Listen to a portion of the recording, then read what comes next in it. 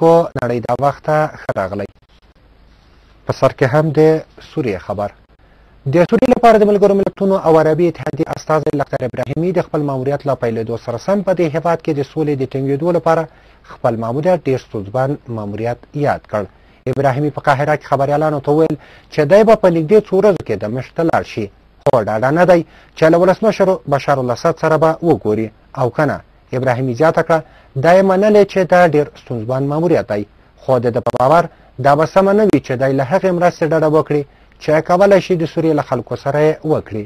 ابراهیمي سیمې ته د خپل سفر رسمي سفر په ترڅ کې د تېرې یونۍ په ورځ قاهرې ته رسېدلی.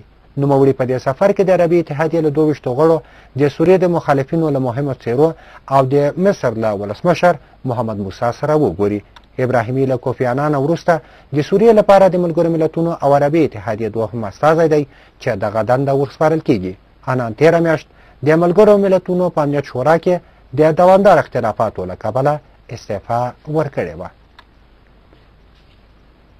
د امریکا متحده ایالاتونو پرون د ایراني مسیحي مذهبه مشر یوسف نادرخاني د خوشي کېدو هرکلی وکړ چې د راپورونو له مخې د ارتداد په تور په اعدام محکوم شوی و. د نادرخاني مدافع وکیل رسنیو ته وویل چې ماکل له جرم څخه بخښل شوی او د تېرې خالي په ورځ خوشي شو. دغه وکیل ویلي چې نادرخاني په 2009 کال کې مسلمانانو ته د دین د تبلیغ په اړه په 3 کلونو بند محکوم شوی و چې د دغه بند له تېرولو وروسته خوشي شوی و. د متحده ایالاتو دفاع وزارت په یوه وینا کې وویل له دې سره سره چې دغه خبر هرکلی کوي په ایران کې د مذهبي ازادۍ وضعیت تر اوسه ډېر خراب دی. په وینا کې دغه راز ویل شوي چې یو زیات شمېر ایرانیان تر اوسه په زندان کې ساتل کیږي او یوازې د خپل عقیدې په اړه له عدلي څار سره مخامخ دي. د امریکا متحده ایالاتونو ولسمشر باراک اوباما پرون د کوسوو پر خپلواکۍ د نړیوالې څارنې د ماموریت د پای ته رسېدو هرکلی وکړ او هغه یو تاریخي پړاو یاد کړ. په لیکلي پیغام کې اوباما وویل کوسوو د پرمختللو ادارو ګڼ قومي او پراخبنسټه دیموکراتیک دولت په جوړولو سره د خپلواکۍ د پیاوړتیا په برخه کې د پام وړ پرمختګونه کړي دي. کوسوو پرون وروسته تر دې چې لویدیځو قدرتونو په دې هېواد کې د څار نړیوالې ډلې ماموریت ختم اعلان کړ چې د بشپړ حاکمیت په لورې بل ګام اوچت کړ.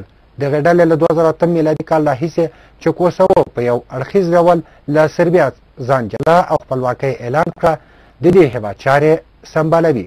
سربیا د کوسوو خپلواکۍ په رسمیت نه ده پیژندلې او د خپلواکۍ اعلان یې بېمعنه بللی دی. د پښتو تلویزیون قدمونو لیدونکو دا و د دې مهال خبري مجله. له پاملرنې مو مننه. تر راتلونکې خبري مجلې مو په لوی او بخښونکي خدای سپارم. او اوس هم د نن او سبا ورځې د هوا حالاتو وړاندوینه چې د سانتیګریډ په کچه اټکل شوې ده. نن کابل باران د تودوخې لوړه درجه 22 ټیټه 12 درجې، سبا کابل لمر د تودوخې لوړه درجه 29 ټیټه 12 درجې، نن ننګرهار د اورښت امکان د تودوخې لوړه درجه 29 ټیټه 20 درجې، سبا ننګرهار د اورښت امکان د تودوخې لوړه درجه 21 ټیټه 21 درجې، نن کندهار لږ باران د تودوخې لوړه درجه 20 ټیټه 22 درجې،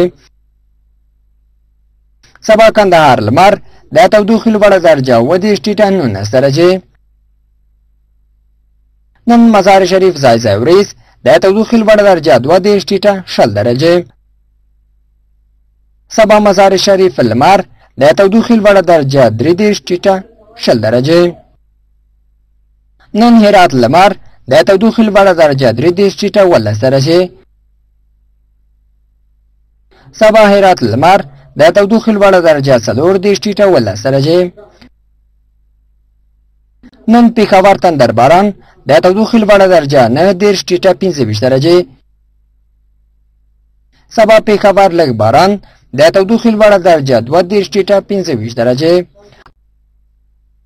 او همدارنګه کوټه نن تیز باران د تودوخې لوړه درجه 11 ټیټه 19 درجې، سبا کوټه تیز باران د تودوخې لوړه درجه 10 ټیټه 19 درجې. دا و د نن او سبا ورځې د هوا حالاتو وړاندوینه چې د سانتیګریډ په کچه تاسو ته وړاندې شوه. غږیزو پیغامونو سیستم سره کله چې اړیکه نیسئ له دې اوازه څخه وروسته خپل پیغام پرېږدئ. ستاسو پیغام په اتومات ډول ثبتېږي. هر وخت څلور